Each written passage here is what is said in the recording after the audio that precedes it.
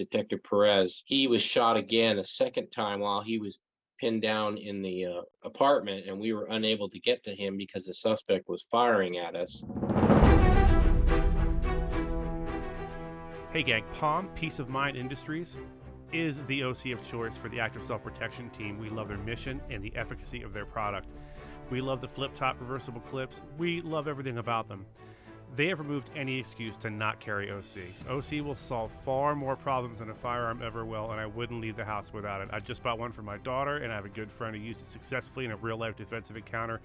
Get one at get-asp.com/palm. Get-asp.com/palm. Hello and welcome to the Active Self-Protection Podcast. I am your host, Mike Williver. With me today, Craig Johnson, retired sergeant for the San Diego County Sheriff's Department in California. Craig, welcome. Thank you for having me, Mike. Now, full disclosure, Craig and I have worked together on a few occasions in my former life as law enforcement in Southern California, and I have nothing but good things to say about him. What did you want to be when you grew up? Oh, I always wanted to be a cop. Yeah, me too. Do you remember what sparked that? Well, my dad was a lieutenant with Los Angeles County Sheriff's Department for 27 years, and I always wanted to follow in his footsteps. And we moved down here to San Diego when I was 12. So my choice was to get into law enforcement down here in San Diego County. My father wasn't in law enforcement, but I had a grandfather and an uncle who were. My dad was a sub skipper in the Navy, so I guess it's just public service runs in the blood. Yeah, I had a cousin who was also a LA County Sheriff Sergeant. He's older than I am, but he was also, just part of that whole family bloodline kind of thing. Craig, I know we have a large group of law enforcement officers here and on the YouTube channel that watch and listen, or will hopefully find this podcast and listen to it. And I firmly believe that you telling your story might inspire some of them, if they're ever in a critical incident, to stay in the fight. So I can't thank you enough for being here. When did you start with the law enforcement and where? I started in 1989 with the 85th Sheriff's Academy here in San Diego County. Graduated out of there in February of 90. Went to the jails for 3 years, and then I went into Vista Patrol Station. I worked there for 5 years as a patrol deputy. I was a training officer, training coordinator there. And then I went into what's called community policing, which is kind of a catch-all unit where you do a lot of community outreach things, but you also get very proactive in working with criminal elements and targeting certain people that are involved in criminal endeavors in the community. From there, I got into special investigations and working narcotics and gangs. And I did that for almost a decade. And then I left for almost a year. I went to the FBI's Violent Crimes Task Force as a task force officer, investigating violent crimes, primarily bank robberies in the unincorporated areas of the county. Then I got promoted to sergeant and worked 3 years in Santee Lakeside. Tell me about your family, Craig. Well, my father was in law enforcement. My mom was a stay-at-home mom. We went to church, First Presbyterian Church. They were older than most parents. I was born to my mother when she was 40, and my father was 54 when I was born. So a little bit of an issue there for me growing up. It was difficult, but they were good parents, loving parents, and it was a Christian, faith-based household. And they sang in the choir. And my dad was a choir director at our local church up in LA County before we moved down here, and then he continued singing in the choir. And then after he retired from LA County Sheriff's Department, he went to Alcoholic Beverage Control State Agency, overseeing alcohol sales, liquor stores, and things like that. Mm-hmm. I hate to think that anyone's career, especially one as illustrious as yours, should be defined by a single day or a single incident. But when you get shot with an AK-47, it's kind of a defining moment. So that morning, you were assigned to patrol in Santee? No, I was a community policing sergeant in Santee on that morning. And Detective Ollie Perez had been called out from patrol on a child molestation case involving 2 young kids. I think they're around 4 and 6, something around that age, maybe even a little younger. And then it was early in the morning. I just started coming in. I heard the call on the radio as I was driving in terms of him being at the station. And then when I got there, he just asked for some help with an investigation involving the suspect who was wanted on child molestation charges. His wife found some images of him doing inappropriate things with the kids and then contacted you guys. Is that how that went down? Yeah, it was his girlfriend, live-in girlfriend, Right. found video on his phone of him molesting them, basically.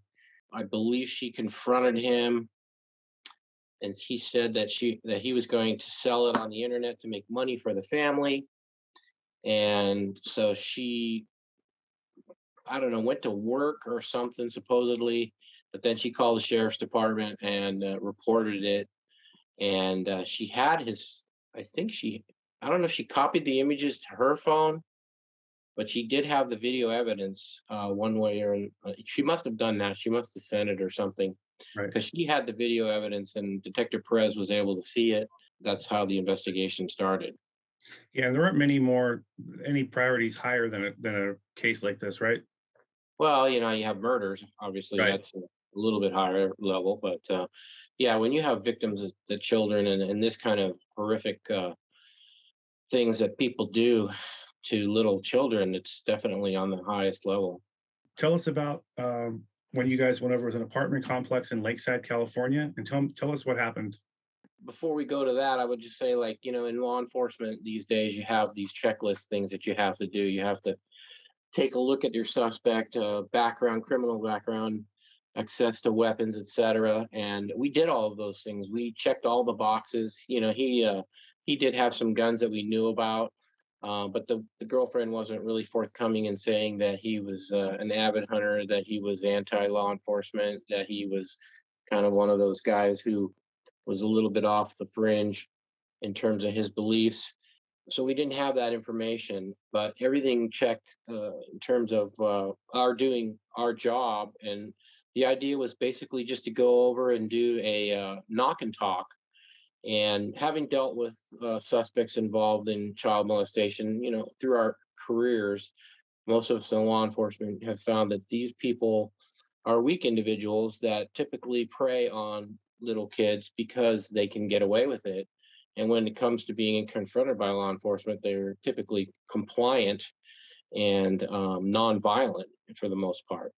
Yeah, I know Um, for my old agency, I want to say every single because they dealt with international like child sex trafficking and international child pornography, and I want to say that the SOP now is that every one of these cases, when it comes to the takedown, goes to the special response team, just because we've had so many suspects kill themselves after the door gets knocked on. So that maybe that's a newer trend than when you were active. I don't know. I think it is, and a lot in our agency. It after our incident happened, they started changing that. They were, of course, they were a little paranoid about what happened and didn't want to see it happen again. But you have checklists, and in this job in law enforcement, anything can happen on any given day. Right. It's like a traffic stop. If you can't pull over somebody for a traffic violation because you're concerned that you're going to get hurt or killed, then you can't do your job. This job comes with risks regardless, and everyone that signs up and pins that badge on takes those risks on every single day. And that's why you pray that you're going to come home to your family at night, every day you go to work. If you'd run those checks and done your due diligence, and it turns out he had a prior for bank robbery or assault with a firearm, what would you guys have done differently? I know the answer to this, but I want you to tell the folks. Well, if just because he had a certain crime, it doesn't necessarily, but it's the totality of the checklist. If it comes to a point where it looks like this guy is not somebody that we would be able to normally handle, we would call our special weapons SWAT unit and have them do the contact type situation. And Yeah, in a San Diego situation, Sheriff's Squad is one of the best in the world. I've seen him operate. It's yeah. unbelievable. And so in a situation like that, we would notify them, basically put surveillance up on the house until SWAT could get to a position. And they would end up doing what's called a surround and call out kind of thing. Right. And they wouldn't force entry on something like that because we knew he was home. We had surveillance on him while we were in the pre-planning stages. And so we knew he was there. We could tell he was getting antsy because he was trying to call her and trying to get her to come back. And in hindsight, I think that what he was really trying to do is have her come back so he could kill her, and he was probably going to kill himself. But we didn't know that at the moment in time that those things were happening. So we had our plan in place, and we were basically going to do a knock and talk, just go up to the door and talk to him.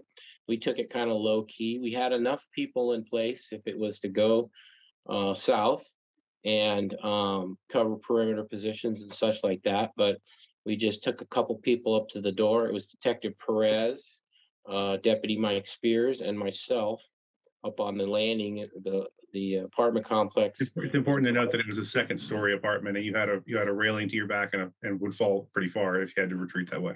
Yeah, there was one way up the stairs to his door, and then there was an adjacent apartment on the other end of the landing. And we got to the door, and then one of my deputies in the rear perimeter, Deputy Shepard, Jeremy Shepard, said he started hearing a child screaming, crying, and we couldn't tell at that moment in time whether or not it was coming from the apartment or below. We were under the assumption it was coming from his apartment, and so because of that, we changed the situation to an exigent circumstance, believing that possibly another child might be endangered in there, and we went to go to forced entry. And Detective Perez was there at the door, so I told him, go ahead and give it a mule kick, which is basically where you turn your back to the door and you kick it outward. It's a much stronger kick than trying to do a front snap kick. Right. And Ollie was a big guy, and so he was able to kick the door open. Then he turned and then started to enter. And as he entered the building, a shot rang out, and it hit him in his left arm. Traveled. Go ahead. Detective Perez was struck at that moment. Yeah, he was struck as soon as he entered into the doorway. Hit his left arm, traveled up his arm, shattered his bicep, the bone up in there, the nerves. Basically, gave him a dead arm. He was unable to use it, and then he went down. And as soon as he goes down, I put out shots fired, deputy down, and start transmitting 1199. But in between me, in between me advising shots fired and deputy down, another shot rang out, and it hit me, but I didn't even know it. It basically went through the door frame of the house where he was inside of, and it split through the 2x4s at the door frame. So it fragmented the bullet. It was a 308 round. Wow. It was a M1 Garand rifle that he had recalibrated from 30-06 to 308. And so he hit Deputy Perez at a distance of about, I would say, 15 to 20 feet with that shot into his arm. And then he fired through the wall and through the door frame. And so it fragmented into multiple pieces. And the round that hit me was only one round. And at the time, I thought I was hit. Later on, I should say, I thought I was hit multiple times, but it turned out to be one round. The round went through my forearm on the bottom, split my arm open like a potato, kind of slices it open, and missed my elbow and the bone, and then went into my ballistic vest on my left side and penetrated that, and then into my rib cage, broke my ribs, and then fragmented again into, well, currently I think I have about 25 bullet fragments inside my body, and they went from my rib cage area around my forearm, elbow area, all the way down through my body to my tailbone, where I have a large fragment down there still. And one of those fragments nicked my colon, but it didn't damage it severely to where they were able to stitch it up after they opened me up, and I didn't have to have a colostomy or ileostomy bag when your colon is severed, unlike Detective Perez. But then, in addition to that fragment that hit me, multiple fragments hit me on my chest area of my ballistic vest, one of which penetrated my chest very close to my heart and was embedded into my chest above the rib cage. And then other multiple fragments were embedded on the ballistic vest material itself that I still have actually. And if that round had not been deflected with its energy through those 2x4s, I wouldn't be here today. Any one of those fragments would have gone straight to my heart and blown up my heart. So it's a miracle in that aspect, but the story is so much longer and so much more involved as to what happened with Detective Perez. That's just kind of the beginning of it right there. So you definitely credit the door frame and your vest for preventing that round from absolutely killing you. I mean, that would have been the outcome without those two things mitigating the shot. Yeah, I do. I credit that in a sense, but I think I credit God on a higher level for saving all of us on that day, because Detective Perez, he was shot again a second time while he was pinned down in the uh, apartment, and we were unable to get to him because the suspect was firing at us. And he took a round straight in the chest, blew a baseball-sized hole out of his back, severed one of his ribs, collapsed his lung. I think it took out some internal organs. I don't spleen, I think, is one of the few things. Wow. And he was just laying there. Now he had already fired off all of his rounds in his magazine because he only had his right hand that he could use, and he was stuck there, and we couldn't get to him. And so it was a nightmare scenario in that sense. So when you say you credit God, here at Active Self Protection, we don't shy away from talking about Jesus and how he's the center of everything that we do. You want to expand on that at all? Well, yeah. If I wrote a book about it, and it's called "Shots Fired, Deputy Down." And Ollie did a lot of speaking engagements about what happened to him. And when he was in and out of consciousness, he talks about how he saw Jesus in a vision, and he was dropping notes to him. And these notes explain certain things in his life, and some of it was personal stuff. And then later on, he came out of consciousness, and I believe he ended up talking to the suspect and said, "I'll pray for you." And that stopped the suspect in his tracks from ending Wow. up trying to shoot him a third time. And the suspect, I believe he fired a round off in the roof as one of his last rounds. And I think that was an attempt to kill himself, and he just missed or couldn't do it or whatever. I don't really know. But all he hit the suspect several times. I think it was 3 rounds, non-life threatening wounds. Um, but he did his job there while he was trapped there. And it was such a traumatic event. And as a supervisor, you're sitting there, you're trying to be somebody who's calling for cover, and I'm on the radio, and I'm doing all of these things saying it's a shots fired, it's 1199, which means officer needs help. It's the highest level call you can put out in your career, and everybody and their brother is coming from all over the county, literally. But Every agency. every agency. And what I didn't realize though was after I put out shots fired, deputy down, when that round hit me in the chest, it severed the line to my microphone Oh my uh, Lord. on my radio. So I'm putting all this information out. I needed a ballistic vest because a tactical entry. I'm trying to think of uh, it's a ballistic. The ones you Shield? hold up. What's that? Shield. Yeah, shield, ballistic shield. Sorry. And I'm calling out for that because I knew we had one at the station. I said, I need this here now. We can't get to him. We need it because there's no way we could go up there with him firing through the walls. He was just going to pick us off. Right. one by one. And I've seen that happen up in LA with SWAT officers, one by one, how they were taken out. And so I was trying to do my job, but what I didn't realize was, one, I didn't realize I was shot. The it caused nerve damage in my arm to where it wasn't until after he fired his first two rounds, I then drew my weapon because we were on a non-confrontational knock and talk type situation. So I didn't have my gun drawn. As soon as I pulled my gun out and put it up towards the threat area, that's when I realized my arm was split open. And I'm trying to communicate and get help for all of us here, but especially Detective Perez.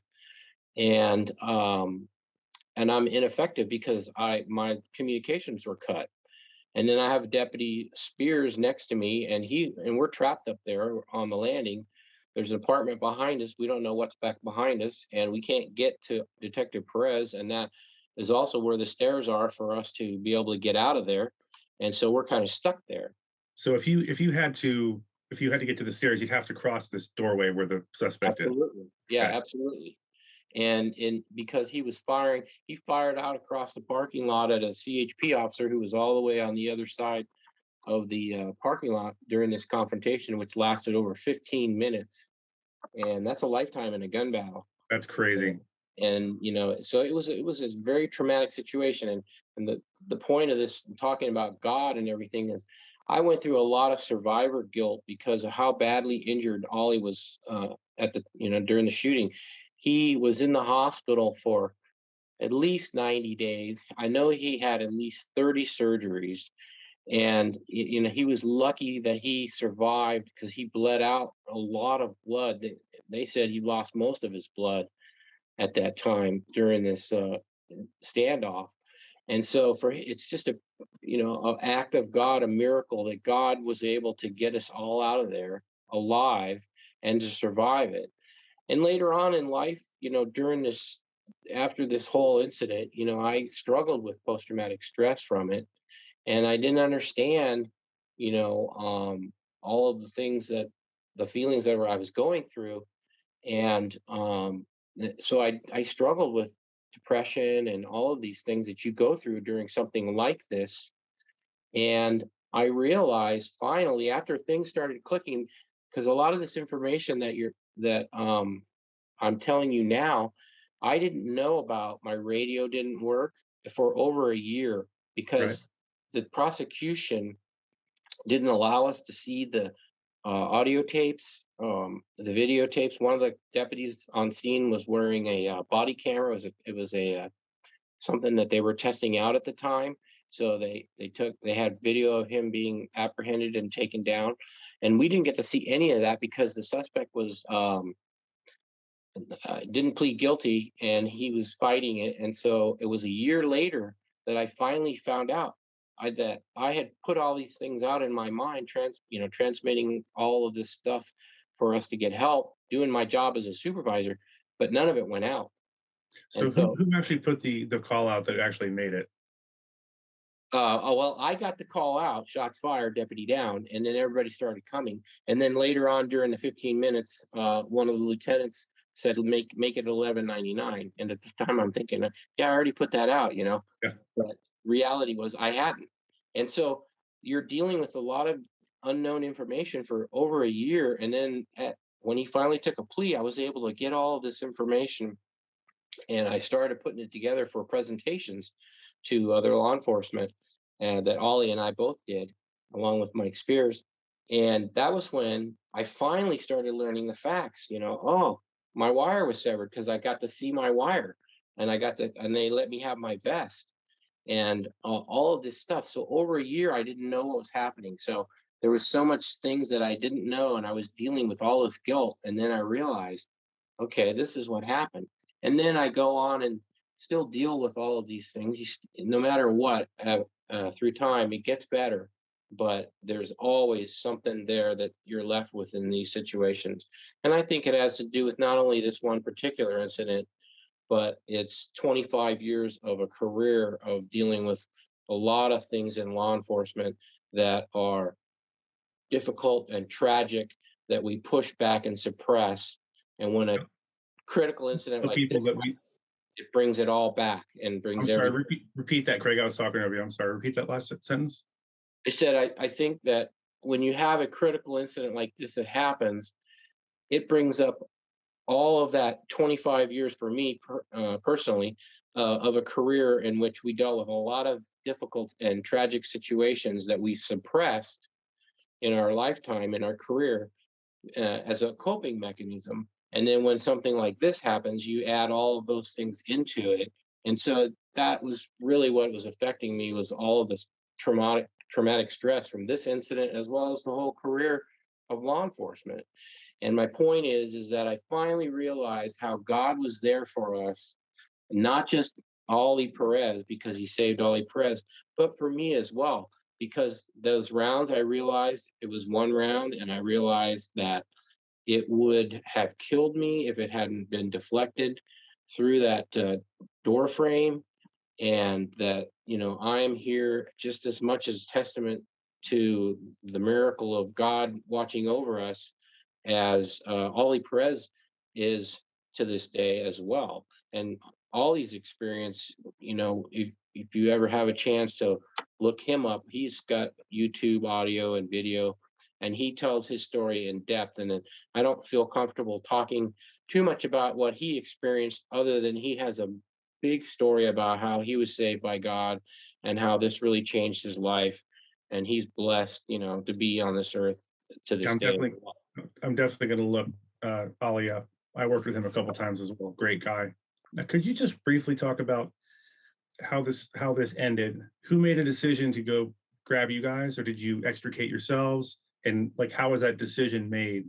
Meaning, how do they determine it was safe enough to do whatever they had to do to get you out of there? Well, that that goes to the story of God again, and the miracle, that because the suspect ended up closing the door by reaching across with a stick or something, and so we couldn't see in. And they were gathering people to get Ollie out, and a tactical ballistic barrier came in to the scene. And as they were going up, but Ollie somehow was able to get out of that door. And the way he tells it is the door was closed and locked, and he couldn't get out. And he thinks it was a miracle, again, that God was there and God opened the door. And then Ollie was able to crawl out. The suspect went back into the back of the apartment and just laid back in there and kind of had given up the fight, and was injured. And Ollie was able to crawl out on his own. So the deputies that were there, they were able to get upstairs and get them, while we had backed into the other apartment, which was empty, unoccupied. And we were in that room there taking shelter. So they There's rescued Ollie, and then the suspect gave up, and then they were able to get us out as well. Okay, so just for the listeners who don't know a lot about bullet wounds, being center punched with a 308, there is no chance he was able to get up and open that door with his hands. Yeah, well, let alone his left arm is completely shattered and he Right. didn't function of it. Yeah, so it's a complete miracle that the door was open and that he was able to do that. And he believes it was God, and I cannot doubt him on that, because it's just he has told us how much blood he lost in that situation, and the fact that he was able to survive and get to a hospital in time, because he was given so many pints of blood throughout his stay in the hospital. It was amazing. The whole community came around to give blood, to donate, because there was such a great need for it. Hey, just a shout out to the Red Cross people. If you're out there, you're listening, and you got a few minutes, drop into a blood bank or one of their locations, or anyone who does that sort of work, and donate some blood if you can spare it. Someone's going to need it.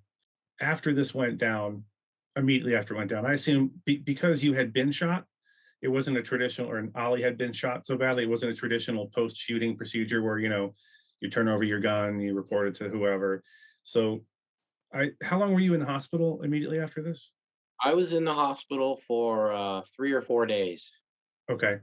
Do you feel like your coworkers, supervisors, fellow, sergeants, lieutenants, and deputies, and whoever else, do they treat you differently? And if so, was there any negative to that? Because one of the purposes of this show, hopefully, is so people will hear other people's story and maybe know what not to say or when not to say it. I gotta say that the department was so supportive of us. Everybody from my fellow supervisors, deputies, and all the way up through management, all the way to the sheriff and undersheriff. They were there for us. They really were. Eventually I did come back to work, and one of the things that everybody would say to me is, "Oh, hey, how you doing?" And that's a comment that people would say just as a matter of casualness and friendly conversation, not thinking about, yeah, I'm still up. Excuse my language there. Right. Sorry, but I am still struggling with this, and I got to a point where I was like, just I'm doing okay. Stop asking me how I'm doing because it was annoying me. And that's the only thing I think people should realize is that people are going to deal with these things differently. Every individual is different, and every person has a way of coping with it differently. And you're not going to know what to do and say. I think you can just tell them, I'm here if you want to talk, and that's what you can do. It's not like after a loved one passes away and everyone wants to give their condolences, and all you want to do is not think about it. Yeah, And they exactly. mean well, so it's hard to be mad at them. But yeah, I totally get what you're talking about. Yeah, yeah, it is. And they weren't doing anything wrong. It was more casual, I think, on their part. They were concerned because I did come back to work, and they knew that I was deeply affected by all of this. Um, but I don't think that they realized that every day when they asked me that, it was kind of like, oh, stop, please. Yeah, I think it's when you tell someone you're in law enforcement, I bet you can guess what's the first question, like especially a kid will ask you if they find out you're a cop. You ever Yeah, shot have you anybody? got anybody? Yeah, Yeah, exactly. exactly. And So yeah, I think there's a misconception in the general public that there are all these cops who are just dying to shoot someone, who want to get into a gunfight. And I mean, there's always going to be a couple of knuckleheads that and you know who they are, but you can't prove it. But most cops would really love to be out of business. We'd love there to be no crime. We can go do something else because, as you said earlier, 25 years of this same job, for me a little longer. um, we deal with everyone on their worst day for the most part. That's primarily what we do. The worst day, their kid went missing, their son was shot and killed, whatever the case may be. And that post-traumatic stress is very real. It's like you're in a war that lasts 25 years versus a soldier or a Marine who fights for however many months, and all that terribleness is packed into that short, relatively short tour. So are there anything, and again, this goes out mainly to our LE audience, part of the audience, is there anything you would have done differently in complete retrospect, understanding that of course hindsight's 2020? If you could have done one thing differently after the bullets started flying, what might it have been? Oh, I rack my brain over that. I think back about how I should have just stormed in that door and just gone and got to Ollie and risk everything with, just throwing everything into the wind and done that. And that's part of that survivor guilt that I deal with to this day. That that's one of the things I wish that I had done. And whether I survived or not, I live with that. And so that's a tough thing. As a supervisor, I did what I was supposed to do. I rallied up what I was thought I was doing, didn't not realizing that my communications had been severed, and Right. I was doing my job in the moments that the thing first broke out. But we were trapped on that balcony, and I felt like I was not adequately able to be the supervisor on scene. I was trying to get another supervisor there to take over, but nobody had the ability to get there in a rapid period of time. And so, I wish, that's the only thing I can say is that I go back over it, and I wish I'd stormed in that door and gotten Ollie out of there, and John Wayne it kind of thing.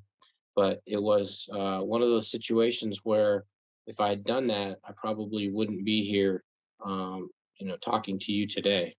How about I think another thing that the general public misunderstands is internal affairs or IA investigators. Was there any IA involvement after the shooting that you had to deal with? And if so, how did that go? I didn't really deal with IA. I dealt with the homicide unit. They did the interviews of us. after the fact. That's a normal procedure in any shooting where you're either shot at or shooting somebody. There was no issues with internal affairs in this particular incident in terms of it being a questionable shooting, obviously because we had both been shot.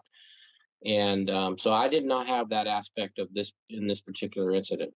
Let's talk about family and friends, non-LE friends, for example, fellow parishioners at church. What was that like dealing with? Was there any issue there dealing with those folks as far as them wanting to know about it and wanting to talk about it and not understanding that maybe you didn't feel like talking about it? Oh yeah, everybody wants to know what's going on and what happened, and you end up talking about it, and you tell the story over and over and over, and you end up reliving it, and that definitely weighs on you. And in fact, months later, or even it's been 9 years this September, but even years later, Ollie and I and Mike Spears, I put a whole big PowerPoint presentation together because we had audio, we had video, we had the radio transmissions, um, and I had crime scene photos all given to me. So I was able to do teaching and training for new recruits coming out of the academy. They have at the end of the academy, you have law enforcement come in who've been involved in shootings, and they talk about what happened. So we did a whole big thing, and it was a really nice presentation, and that was great. But it got to a point where I would tell about the story over and over, and it was just like, you know what? I got to stop doing this because it was just too much to keep going back over it and living it, reliving it, and that kind of thing. Because it still affects me. I mean, I'm functioning now, and things are great overall, but there's something there that just it never will be the same because of what happened to me. So let's talk briefly about your book. When I reached, and I want to point out when I reached out to you initially a while back about the podcast, you weren't all in, at the first second because this is tough for you to do, and I want you to know I really appreciate you coming on. Let's talk about your book, Deputy Down. It's not your fault that your name is Craig Johnson, by the way, and that there's another famous author named Craig Johnson, because I looked it up on Amazon and everybody's like, "Who? This isn't Craig Johnson. Who is this guy?" Yeah, so it is Shots Fired, Deputy Down. And there is an author by the name of Craig Johnson who is the uh, Longmire author. Right. And some people were buying the book because apparently they couldn't read the description of the book and who it was by to understand that, that shows you the intelligence of some of these people out here that just will see a name and a thing and they think it's by this guy, but it's whatever, it is what it is. I It just was love that people complained on Amazon reviews that they bought the wrong book. I'm like, that's kind of on you, man. Yeah, it was exactly, and that's fine. I don't care. I didn't write this book to make money off of it, and it's a self-published book, so I didn't make any money off of it. I wrote it as a cathartic healing process for me to be able to put my feelings and things on paper and to be able to kind of like you write it down and then you throw it away kind of thing. You put it out there, and I put everything out there. I didn't just put what happened in the shooting. I put stuff about my career prior to the shooting, and I put things in there about my family life and my struggles with my family life too. So I really opened up, and I let stuff out there that some people might say, I wouldn't do that. I wouldn't do that. But for me, it was just a healing process for me to do that, and it's out there. So my life is an open book, so to speak. And we certainly appreciate it. So once again, the name of the book and where they can find it? Shots Fired, Deputy Down. It's on Amazon. The other Craig Johnson.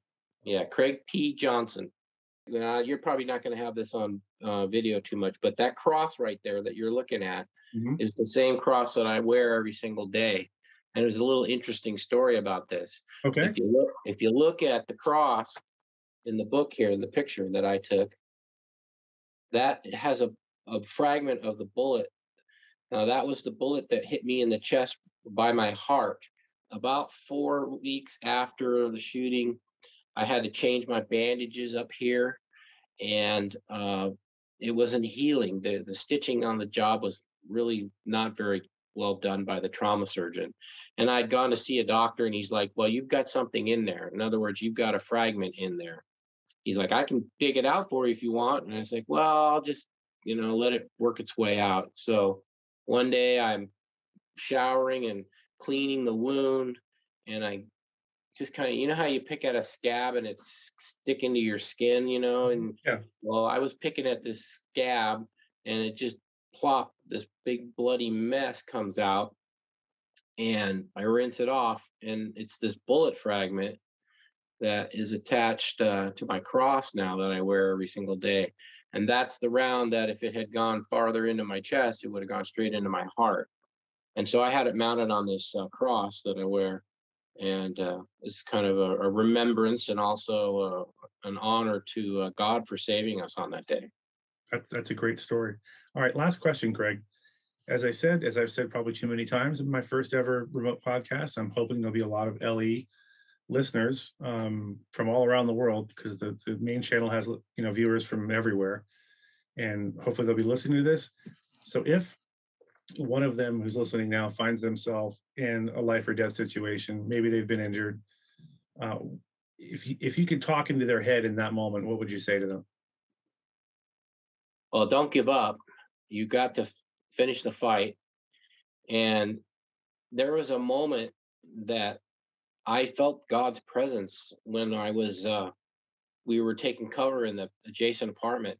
And I kind of turned my back on it because I wasn't listening. It was kind of like that. You hear the voice, it's like God talking to you.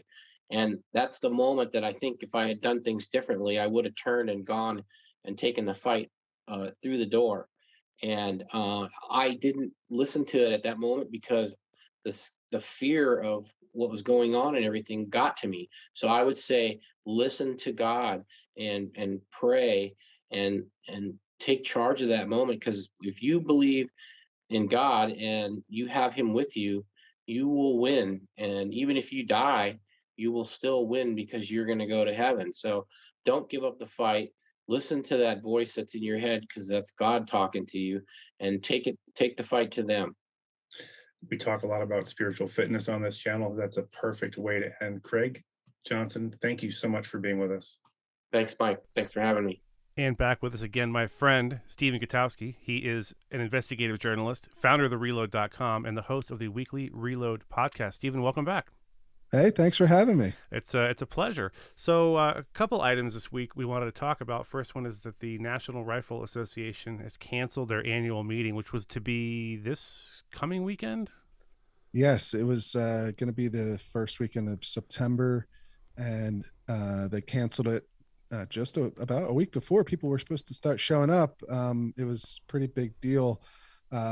COVID cases in Texas, and especially in Houston, where they were going to have the show, have been surging recently, and hospitalizations have been surging with a lot of hospital capacity pushed to its limit. Right. But which made a lot of, I believe, the exhibitors, big gun companies who were going to go, nervous about attending, and eventually a lot of them pulled out. Benelli, or at least reportedly, they're going to pull out, and then Benelli confirmed to me that they were not going to attend about 2 days before the NRA officially canceled the whole thing.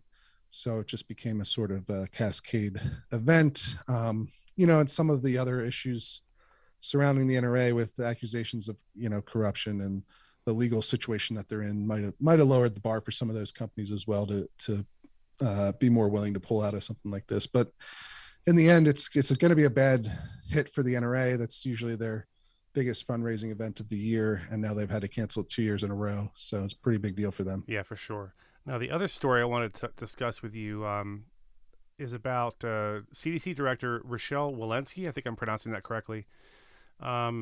Is making a little bit of noise about treating gun violence as a public health issue, and is the quote she's going to put her foot to the floor or something like that? And I don't. Yeah, pedal to the metal. It doesn't sound great. The optics, they have to know how this looks, but who knows? Maybe they don't.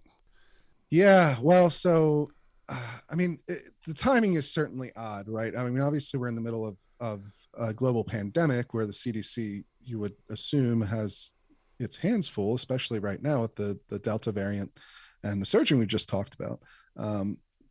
But the CDC director has taken time to do an interview with CNN where is committing to spending a lot more federal money on gun research, even though that decision had already been made years ago. Actually, 2018 was when the Congress repealed the ban on using federal funds for the CDC to promote gun control. That's actually what the language of it was. There were a lot of critics that said that this just created a total. The effect was that there was no gun research that was federally funded, or at least very little, because there was some, certainly. But now we're going to have millions more dollars put into programs funded by the CDC to do various kinds of gun research. Right. And obviously, this creates some. There's some reason to be concerned as a gun owner, based on what the CDC had done back in the 1990s. There's some of the comments from leaders of the CDC in the 1990s, which led to the congressional ban, where you had Dr. Mark Rosenberg at the time. He was the director of the CDC's National Center for Injury Prevention and Control. He was quoted as saying, we need to revolutionize the way we look at guns, like the way we did with cigarettes. It used to be that smoking was a glamour symbol, cool, sexy, macho. Now it's dirty, deadly, and banned. And so, he said they wanted to take that perspective and apply it to guns. It's not a lot of gray area if he wants guns to be dirty and banned. I mean, I'm not sure how else anyone could take that or interpret it.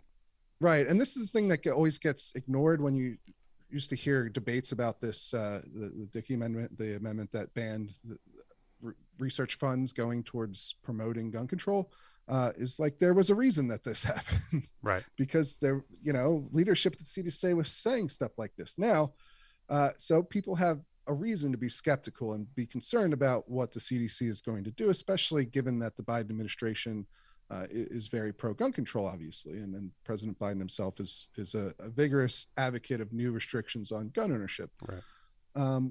And he obviously appointed the head of the CDC, and so there's a clear reason, a legitimate reason, to not want to take the CDC at its word. However, it should be noted that the current director, Walensky, as you mentioned earlier, she promises that this effort will not be aimed at promoting gun control, that she wants to work with gun owners to try and understand why gun violence happens and prevents it. And she says that obviously legal gun owners want that just as much as she does. Of course. Right? And so her argument is, that the new CDC research will not be intended to present, arguments for gun control. Instead, it'll be intended to understand what leads to gun violence and how we can better prevent that without getting political. That's what she said. She says, quote, I'm not here about gun control. So, you have what she's claiming, and you have the history of what the CDC, what other leaders of the CDC had said in the past, and you kind of have to, go off of that. And it's where I believe that's an appointed position. Am I right? Does the president appoint the CDC director, or we'll have to find out? Yes. Because if she was appointed by a president who said during his campaign that, I'm going to appoint Beto O'Rourke as my gun czar and we're coming for AR-15s, all that sort of thing, it doesn't, it's not a conspiracy theory to connect those two things and say, well, this person appointed by this president is saying these things, and this president has made a lot of noise about wanting to ban as many guns as possible. It's worth noting, folks, this is why the Reload exists. I went over to CNN, God help me, and I looked at the actual the video, and there's a transcript of the video where Elizabeth Cohen is interviewing Director Walensky. And the transcript opens with Cohen's voiceover: guns. They leave a toll of death and despair across America. Mass shootings, urban violence, road rage, suicides. I mean, this doesn't seem like a sane, sober report from CNN. So thank God you're out there doing what you're doing. Yeah, and that's that. Like I said, like you said, like you articulated there, that is sort of the point of the Reload, is to try and bring a more rational perspective or a more informed perspective to this topic, to covering this issue. and as we just discussed here, I'm not trying to hide what Walensky is saying. She's saying, we cannot understand the research of firearm violence, firearm injury without embracing wholeheartedly the firearm owning community. I really do believe that the population of people who wants to own a gun doesn't want to want people hurt by them. The majority of the population does not want people hurt by them. I want them at the table. So like, she's promising these things, but at the same time, what a lot of media outlets don't explain is that there's good reason that people are skeptical of these claims. There have been times in the past at the CDC where gun research was intentionally used to frame the debate on guns in a way to promote gun control. Right. And it's legitimate to be careful and cautious when moving forward with the millions of dollars that have been set aside for this program, to make sure that they're actually being used in ways that are not politically motivated off the bat, right? And you can look through, I do it in a members piece over at the Reload. I look at some of the research that's been funded already, because again, like, that's another thing, is the timing of this. Like, why is she saying this now when these programs have already been funded, and the moratorium on this kind of research funding was lifted 3 years ago. Right.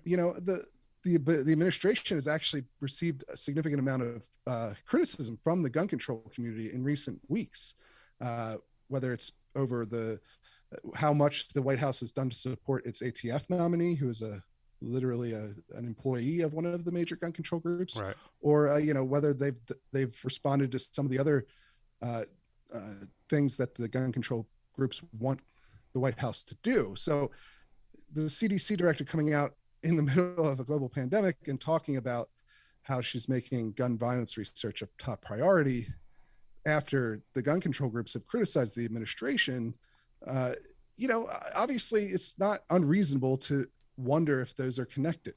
Right. And I got to say, we said this last week, I would love nothing more than to take Director Walensky at her word. I hope everything she said is true. If it is true, phenomenal. If they can figure out a way to lower gun violence, that's great. But like you said, we just don't know. We'll have to wait and see. And I'm glad people like you were out there following up on this stuff and paying attention to it. So I don't have to. I could just go to the Reload and find out what's going on. Absolutely. Yeah. And like I said, there are some programs we can already take a look at that they funded, and they're a mixed bag. They don't all break down very easily into, partisan boxes as to what their outcome's likely to be. There's one that I talk about that's a little bit concerning of how the political aspect of that's going to turn out, with they're studying different gun policies, how it's easy to see how that could turn into a study that has a very political outcome to it. But, some of the other ones are more about violence interruption programs that are less controversial, less politically divisive. So yeah, we'll have to keep watching and see how these studies turn out. Stephen, tell the folks how they can find you. Yeah, head on over to thereload.com. You can sign up for our free newsletter, where you'll get a roundup of all the most important gun news of the week every week in your inbox.